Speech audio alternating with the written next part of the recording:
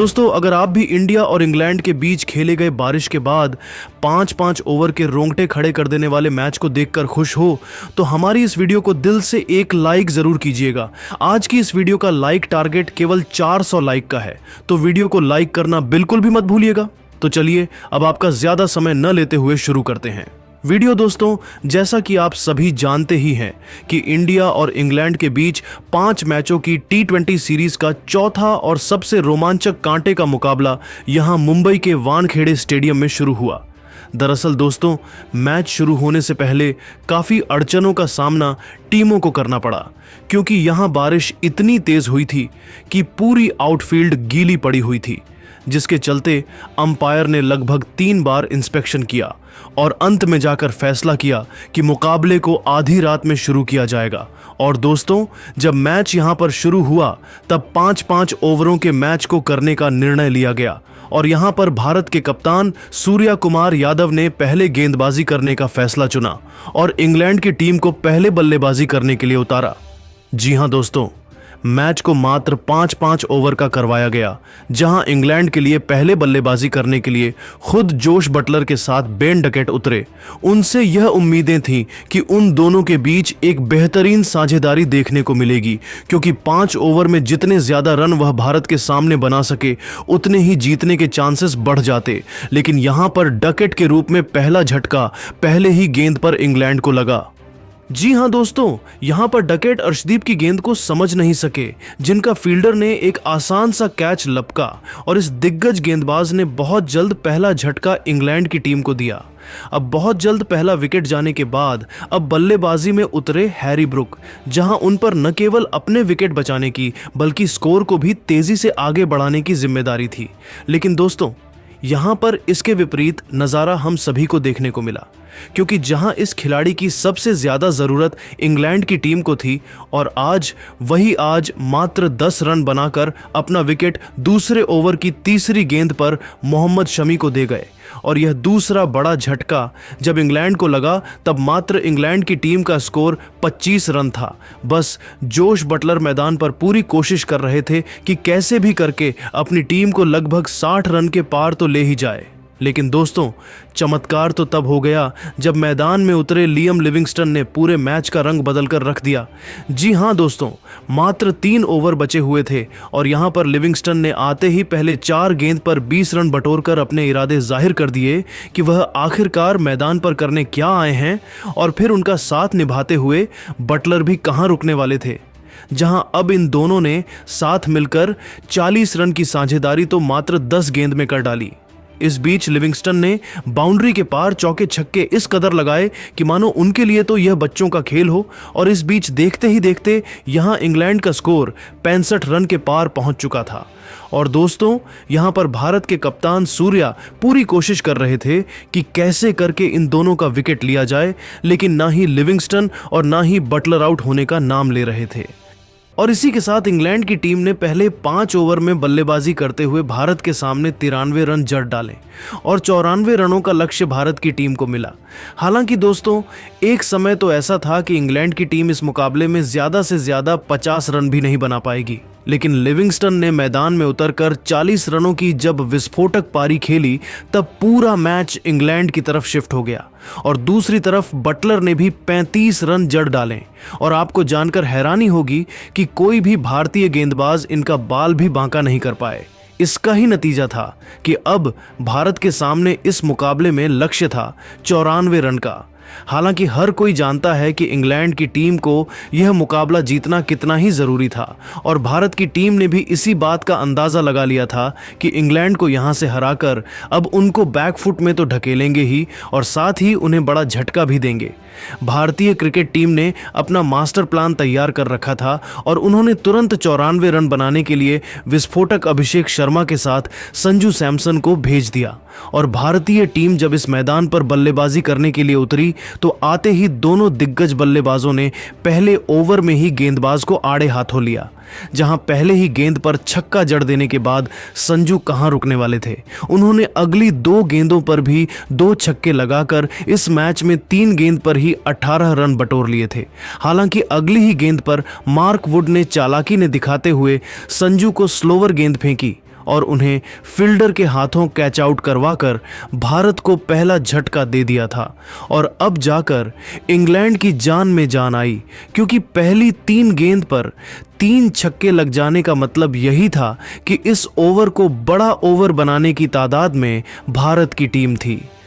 उनके आउट होने के बाद मैदान में उतरे सूर्य कुमार यादव, जो अगली 2 गेंद पर कोई भी रन नहीं बना पाए और पहले ओवर में 18 रन बन जाने के बाद तो ऐसा लग रहा था कि 94 रन का लक्ष्य तो भारतीय टीम 4 ओवर के भीतर ही हासिल कर लेगी। लेकिन दोस्तों, मैच अंतिम ओवर तक न जाए। भला ऐसा हो सकता है, क्योंकि इन दोनों दिग्गज टीमों में से कोई भी किसी से काम नहीं है और जीतने के लिए दोनों की जान की बाजी लगाने के लिए तैयार थी। ऐसा ही कुछ इस मुकाबले में भी नजर आया, जब दूसरे ओवर में अभिषेक और सूर्य ने मिलकर कुल 17 रन ठोक डाले। हालांकि 2 ओवर में 35 रन जड़ देने के बाद भारत को दूसरा झटका आदिल राशिद ने दिया, जब एक बार फिर बड़ा शॉट लगाने के लिए अभिषेक गए, लेकिन गेंद सीधा उनके बल्ले का बाहरी किनारा लेकर फील्डर के हाथों में चली गई और भारत को बड़ा झटका अभिषेक के रूप में लगा, जहां अभिषेक 19 रन बनाकर पेविलियन लौट गए। अब यहां से भारत को संभाल कर बल्लेबाजी करने की जरूरत थी, क्योंकि गेंदबाजों ने लय पकड़ ली थी। अब मैदान पर उतरे शिवम दुबे और सूर्य स्कोर को आगे बढ़ा पाते, उससे पहले ही टीम इंडिया को तीसरा झटका भी इस गेंदबाज ने दे दिया। जी हां, उन्होंने आते ही शिवम दुबे को एलबीडब्ल्यू कर भारतीय टीम को मुश्किल में फंसा दिया और यह बड़ा झटका भारत को ले ही डूबने वाला था। हालांकि गनीमत रही कि यहां पर तिलक और सूर्या ने मिलकर पारी को संभाल लिया और दोनों बल्लेबाज जैसे तैसे करके अपनी टीम को अंतिम ओवर तक लेकर गए और अब मुकाबले को जीतने के लिए भारत को 6 गेंद पर 22 रन की दरकार थी और लास्ट ओवर करवाने के लिए खुद इंग्लैंड के सबसे खतरनाक गेंदबाज जोफ्रा आर्चर आए थे और पहले ही गेंद पर सूर्या ने तो छक्का जड़कर इस गेंदबाज का स्वागत किया। अब 5 गेंद पर जीतने के लिए मात्र 16 रन चाहिए थे। अगली गेंद सूर्या से मिस हो जाती है और तीसरी गेंद पर सूर्या ने सिंगल लेकर सारी जिम्मेदारी तिलक वर्मा को थमा दी। हालांकि सबको पता था कि तिलक यह करिश्मा कर सकते हैं और आज उन्होंने यह बात एक बार फिर दोबारा साबित कर दिखाया, जब चौथी गेंद पर आर्चर की बाउंसर पर मुंह तोड़ जवाब देते हुए तिलक ने अपने पुल शॉट से छक्का जड़ दिया। तो अगली गेंद पर जब आर्चर ने चालाकी दिखाई की तो रोहित के चेले तिलक वर्मा ने मैदान को चीरते हुए चौका लगाकर मैच को अंतिम गेंद तक पहुंचा दिया। अब यहां से मैच जीतने के लिए भारत को मात्र 5 रन चाहिए थे। एक बॉल पर आर्चर ने यहां पर एक कातिलाना यार्कर मारी।